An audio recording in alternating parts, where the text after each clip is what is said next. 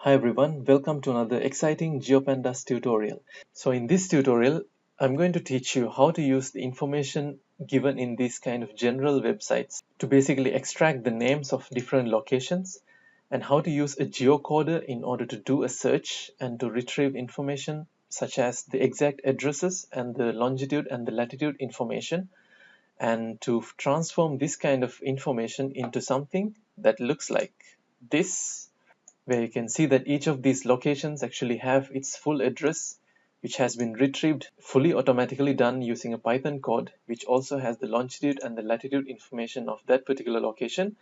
And finally, how to transform this information into an interactive HTML map that looks like this, which gives you the opportunity to sort of just hover around and not only zoom in, but to also display critical information that you would like to display in a map like this. So all of these will be actually taught and covered through this tutorial, and every step that you need to follow in order to achieve this will be explained in a very detailed manner. So the tutorial might be a bit long, but I definitely think that it's going to be worth it. So I encourage you to actually follow along and see whether you can replicate the exercises and to get the idea of how to use a geocoder using Python. So let's get started. So in order to do this, we are going to need a couple of libraries. Pandas and GeoPandas are two major libraries that you're going to need. I hope that if you have been following along my tutorials for some time, that you already have configured the Pandas and GeoPandas libraries. Now, in addition to those two, we also need to install two additional libraries. One of them is the GeoPy library. So you can simply install it by opening your Anaconda prompt over here. You can just go to your start menu and search for Anaconda prompt and run this as the administrator. And then you can just simply type pip install GeoPy. Now I have already installed GeoPy, so you can see that it says the requirement already satisfied, but if you haven't installed, you will see that it's getting installed quite quickly. And the second library that you would need is the Folium library. So you can similarly you can again type pip install Folium.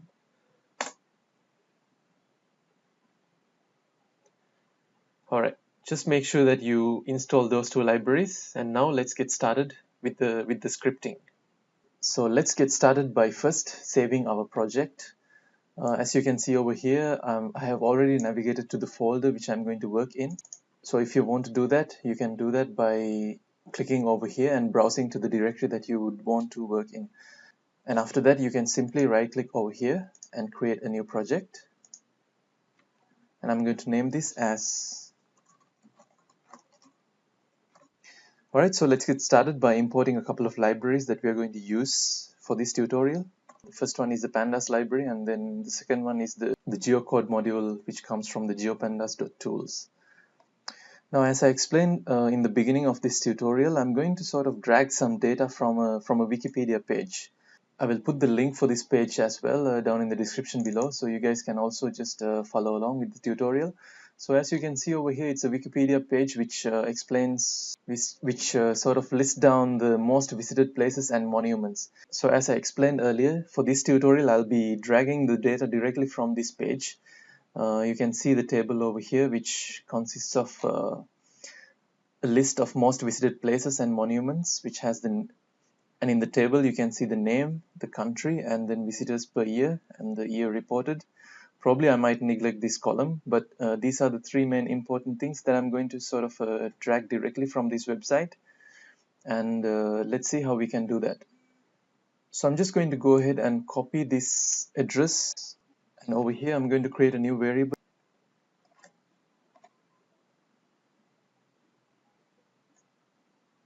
And I'm reading it from this website. So let's run and see how it looks. Alright, now from here you can see that the code ran without any issue. So let's go to the variables explorer and see actually what happened. You can see that we sort of managed to save the information, but now it's in the type of a list, not really in a pandas data frame. So one easy way of sort of unpacking this data into a pandas data frame is just to iterate through this variable called data. So we can do that by simply using a for loop, and I'm going to say something like print.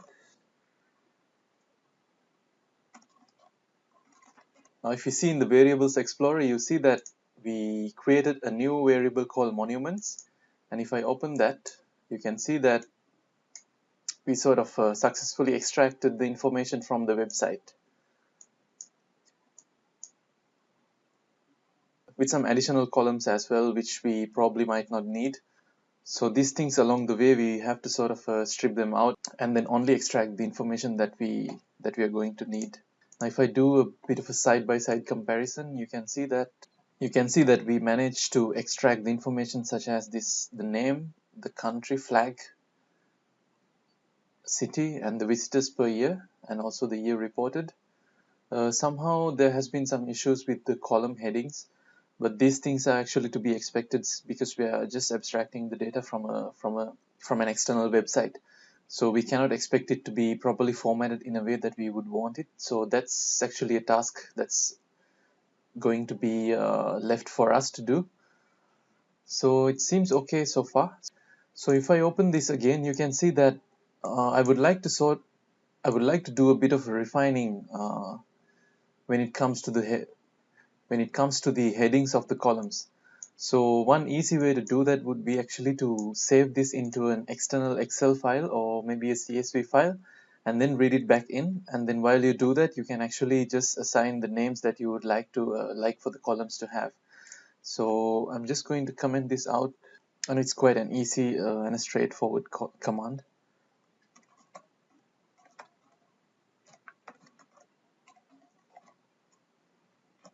So if you just simply give a name over here, it will get saved in the place where you actually keep your .py file. If not, if you really want to direct it to a separate folder, in that case you have to actually give the full path. But if not, you can just give a random name.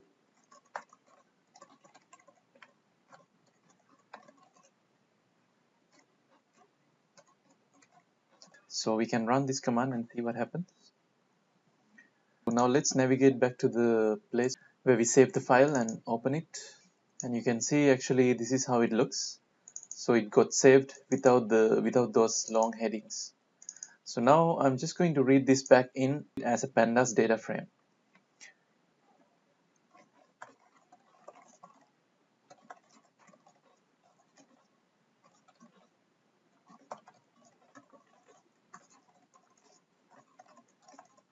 Monument equals to pd.read, and it's basically going to be the same name over here.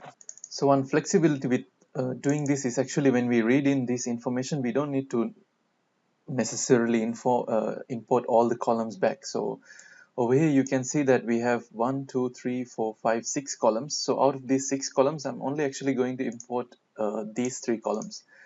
But now you have to keep in mind that we are going to specify the index of the column. So if we start from 0, this would be the 0th column, the first column, second, third, and fourth column. So I'm just going to only import the second, third, and the fourth columns.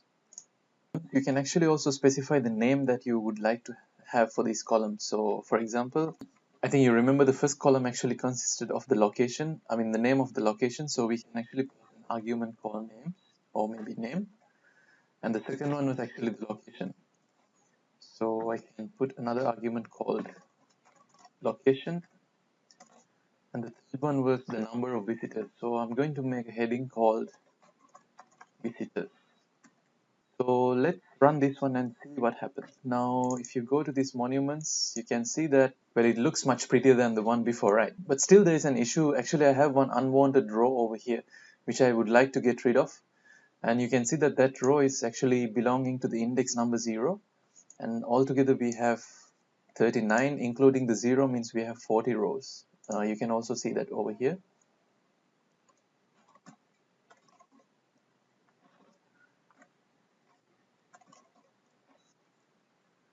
So what this does is actually isolates the information which is located at the first row and the 40th row. So even though this is 39, just because it's index, which starts from 0, This is actually the 40th row. So you can isolate the information which corresponds to the first row up until the 40th row by passing an argument like this.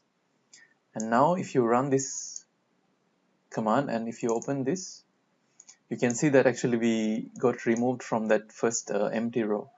So that's how you do that.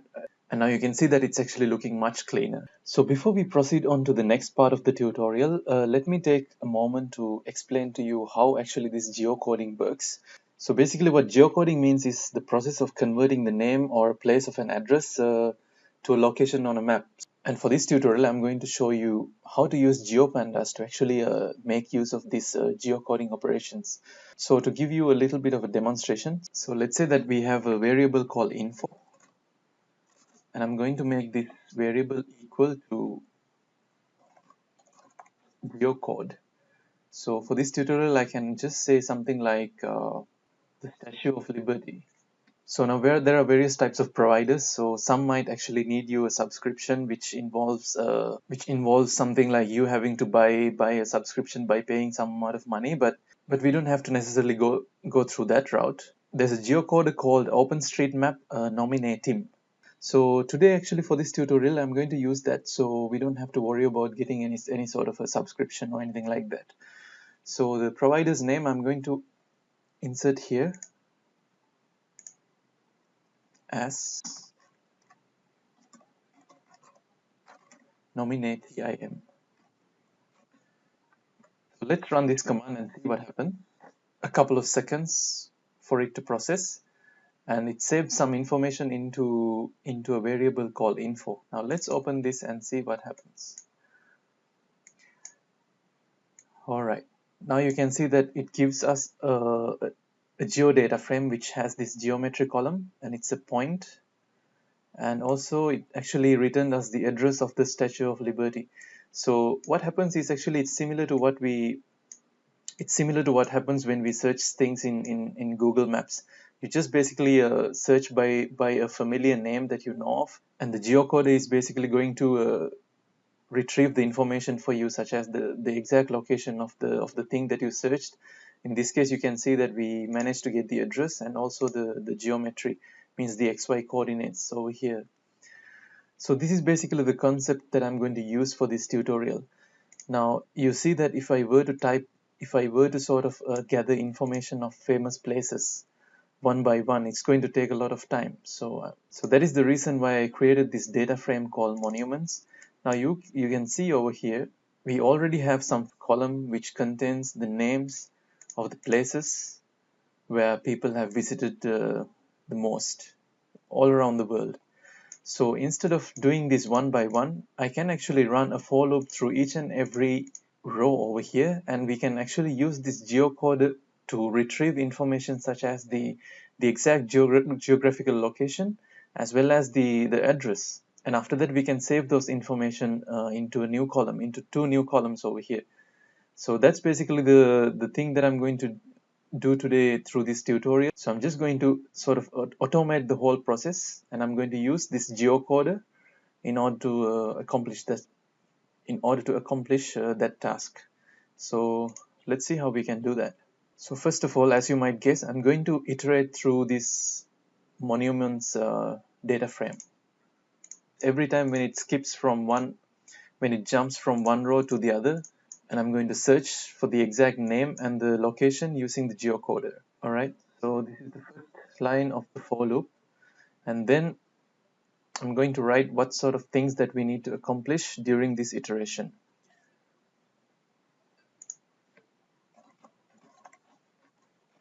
You remember the first argument should be a familiar name of a place. So here I can specify it to be row, and the name of the column is name.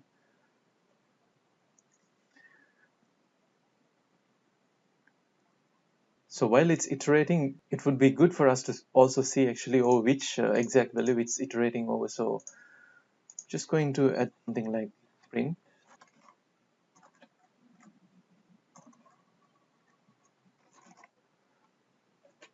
row and the name. So it's basically going to print the name of the location which it's actually iterating over at that particular time. All right, so we'll run this and see what happens. Now you can see over actually iterating over the different locations. However, we ran into a problem.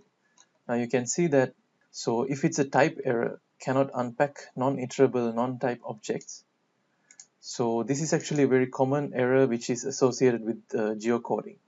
Now, what I can think of immediately is that by looking at this particular name, my first guess is that the geocoder was not able to locate the details for this given name. For example, if I create a temporary variable called a, yeah, you can see that if I open this a variable, it was actually able to find, you can see that it's probably in Chinese because this location called Forbidden City, it's located in China. So you can see that the address is in Chinese. But when I inspect this, you can see that the error occurred just after this location. So I'm just going to double check whether that was actually the real issue. So instead of using Forbidden City over here, all right, if I put the full name, which was actually included in that Wikipedia website, that's this name, which is located in Rome. Now let's see if this runs properly or not.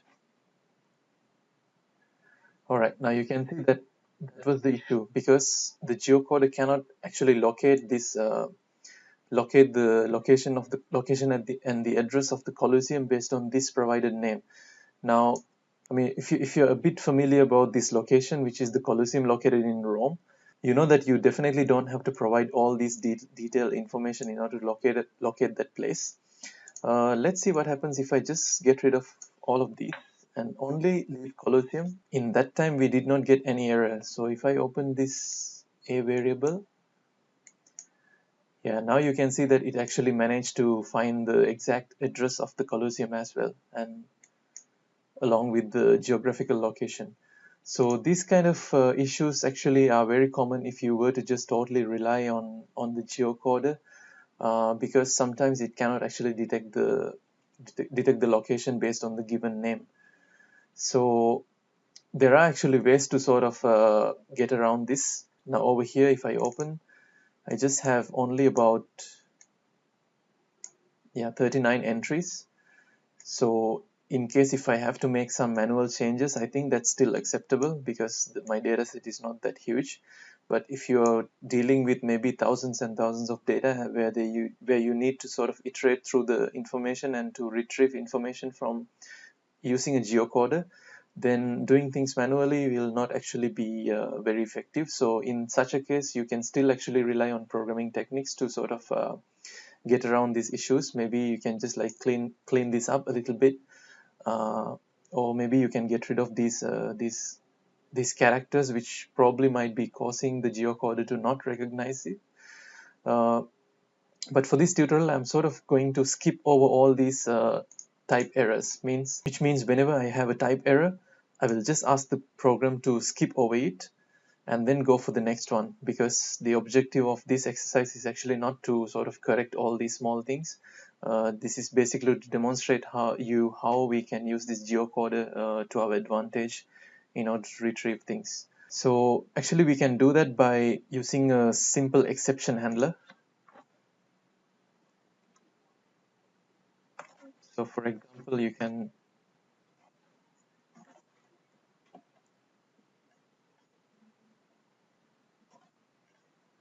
this try. So what basically this try means, you try something, but in case if you know that you're going to run into a certain type of error, for example, you know that whenever the geocoder cannot find your location, it's going to result in a type error. So I'm just going to say that just add an exception in case if you meet a type error. So we can say that except type error. Then you can provide something for the program to do in case if it meets such kind of a type error. So for example, if I meet such kind of a type error, I can just print something like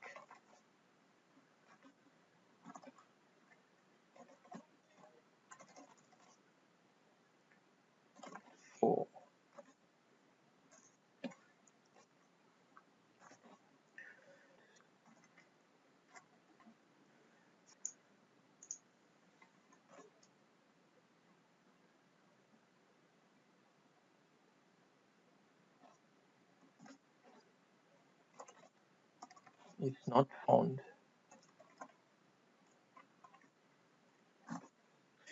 One, so that we are aware of the locations where the geocoder cannot help us to retrieve information. All right, at the same time, I also actually would like to create two new columns, actually three new columns. You can see that if I open this information over here, you see that this information, which is sort of generated using our geocoder, it generates two outputs. The first one is the address, and the second one is the geometry.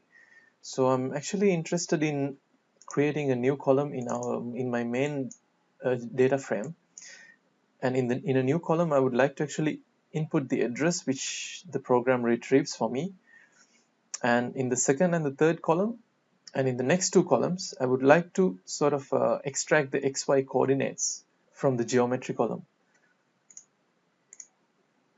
So in order to do that, we can do something like this. Now this is how you create a new column in a data frame. Over here we put the location, index, and then the new column that you would like to have. And this one is basically going to be equal to, and if I open this info, you see that always it creates two columns. The first column is, the first column is geometry, the second column is address. So I'm just going to sort of use this same lowercase address over here because I want to get the address from here.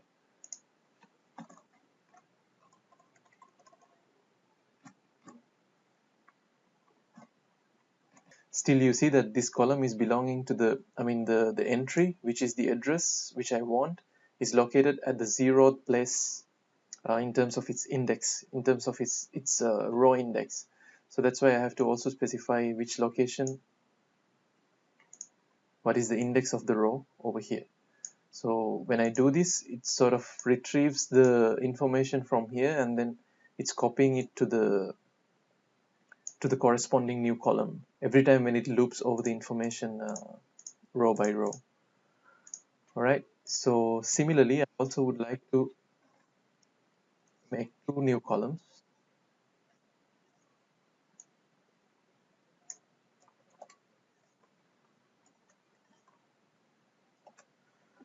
So the second column I would like to name it as longitude, the lon.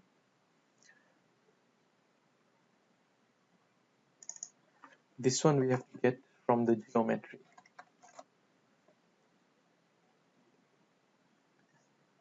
Still geometry, location 0, but then when you need to extract the x coordinate, you can simply put dot x.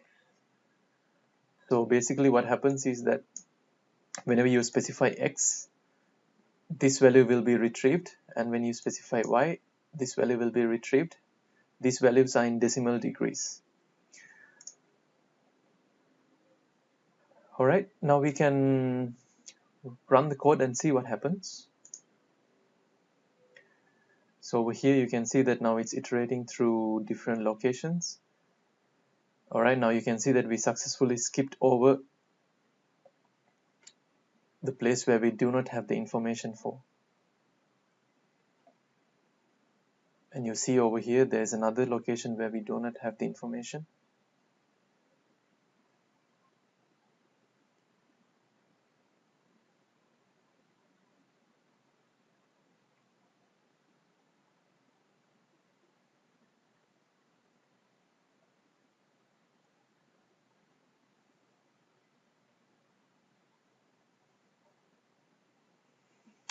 All right, it seems like the process is done already. It took a while, but not so much, just even under a minute, I guess. Now we can open these monuments and see how it looks. All right, now it looks perfectly as I expected it to be. You can see that each of the addresses got sort of recorded along with the names and the longitude and the latitude locations as well. Now you see that there are certain locations where the geocoder cannot help us to find. So I'm just going to ignore those. Means I'm just going to sort of get rid of these rows where we don't have the information for, because it's pointless keeping them. So we can do that simply by doing a drop NA operation.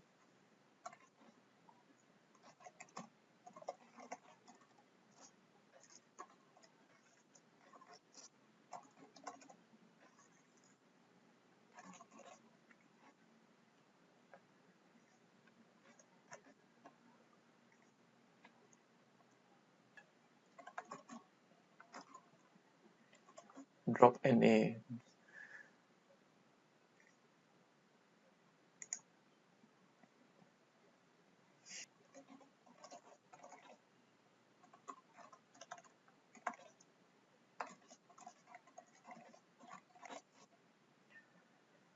So that one is pretty straightforward. Specify the name of the file.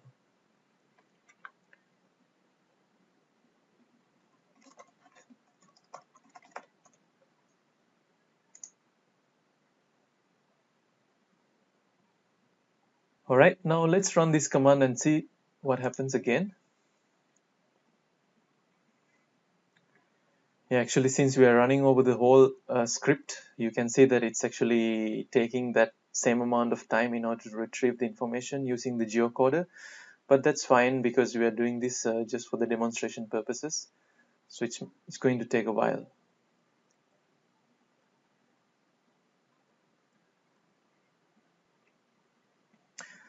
Alright, now it's done. Now if I just navigate back to the place where I keep my files, you can see that we have this Excel file called most visited monuments, and you can see very nicely formatted Excel table which has all the information that we probably might need in terms of the addresses and the geographical locations of the most visited monuments all throughout the world. Alright, so in the second part, in the second part of the tutorial, I'm going to show you how to actually plot this information into a Folium map. It's sort of an interactive HTML map, so you can sort of transfer all this information that you retrieved into that map based on this latitude and longitude information that you basically extracted using the geocoder. And now I'm going to use a Folium map in order to transfer this information into a bit of an interactive map. So for that, I'll actually create a new script. Actually, you can even, if you would like to do it in the same script, actually you still can do it, but just to make things not messy for the viewers, I'll actually create a new Python module.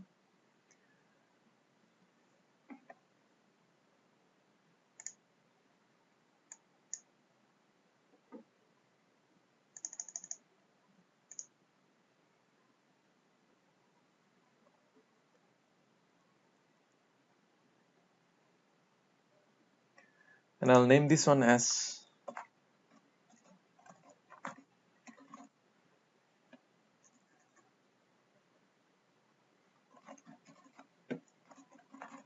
geocoding display data. So for this, I'm just going to import a library called Folium.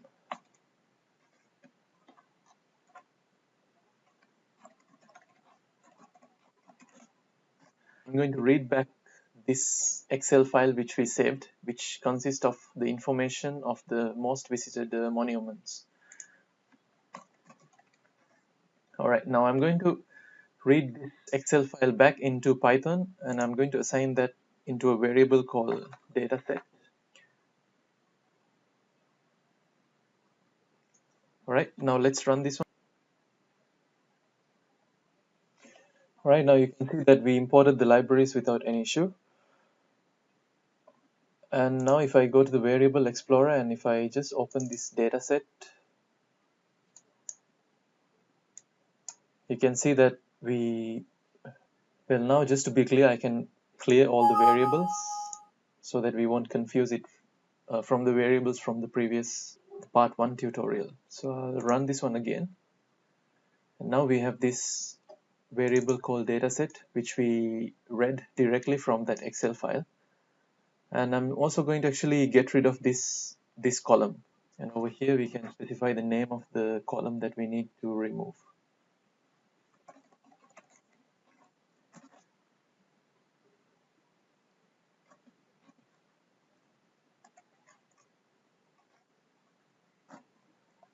All right, now we can run this command.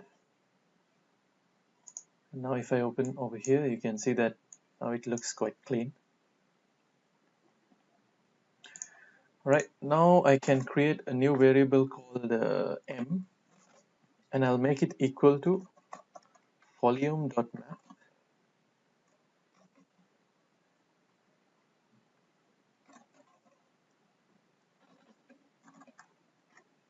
This is how to just basically change the appearance of your map.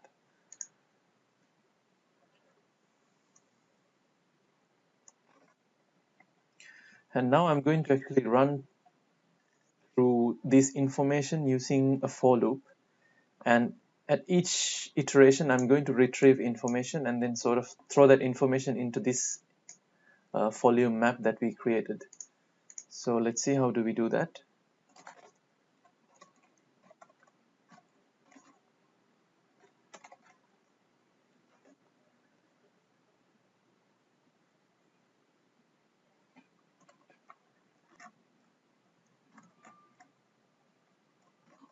First, I will take the latitude and put a comma.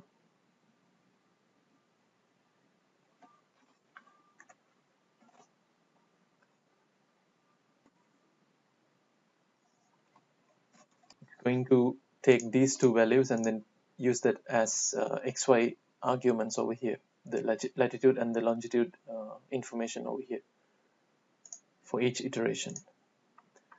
Specify the pop-up name as row and the name. And all of these things, I'm going to add them to this M. I would actually like to save this M into an HTML file. So we can do that by specifying m.save. We can give the argument as monuments around the world. All right, now let's run this command and see what happens. I can navigate back to the place where I saved the files. Here you can see that we have a new HTML file called monuments around the world. I can open this and you can see that it's actually an HTML file, sort of an interactive map weaver. Now these are the different locations actually we retrieve the information for. So for example, if I basically just zoom in into a place where we know, you can see that there's one monument in London over here, and I also can actually click on this one. That's the pop-up that we mentioned over here. So if I specify the name to be the pop-up value, it will actually give me the name of that particular location. So if I zoom in a bit over here, this is supposed to be the Tower of London. So let's see if that's accurate or not. Yeah, you can see that actually it's pretty accurate. So similarly, I can actually just check that maybe something from Paris. So this is supposed to be the Eiffel Tower. So if I zoom in over here, and it's actually the location of the Eiffel Tower. But keep in mind that sometimes when we retrieve information using a geocoder, things might not always be accurate because it's basically relying on the string that you're providing it to sort of do its search. So sometimes you might find overlapping information where the name that you give might be actually common to two different places rather than it being like very unique to a certain place. So I think this is the Forbidden City, if I'm not mistaken. Yes. And if you even want to display more information when you actually click on top of this one, for example, you can do a bit of a change over here.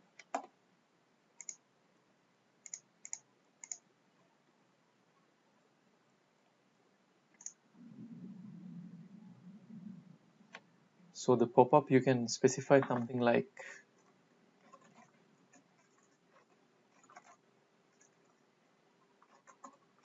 name plus. So this is basically a special argument that you can use to jump a row.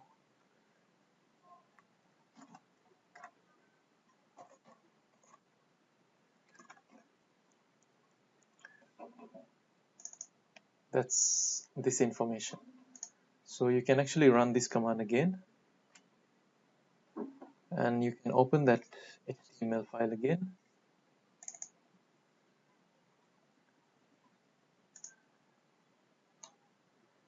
And now if you zoom in a little bit,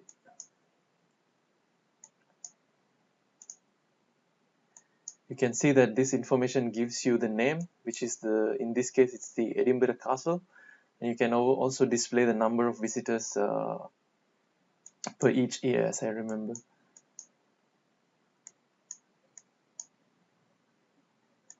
I can also actually make a quick check. And this is supposed to be the Statue of Liberty, and this is the number of visitors you get. So basically that concludes the tutorial which I wanted to do today. I hope you learned something very valuable, and if you did, please comment it down below. And if you do have any questions, do not hesitate to raise your questions in the comment section as well, and I would be very happy to answer them. So thanks everyone for watching this tutorial, and I'll see you in the next one.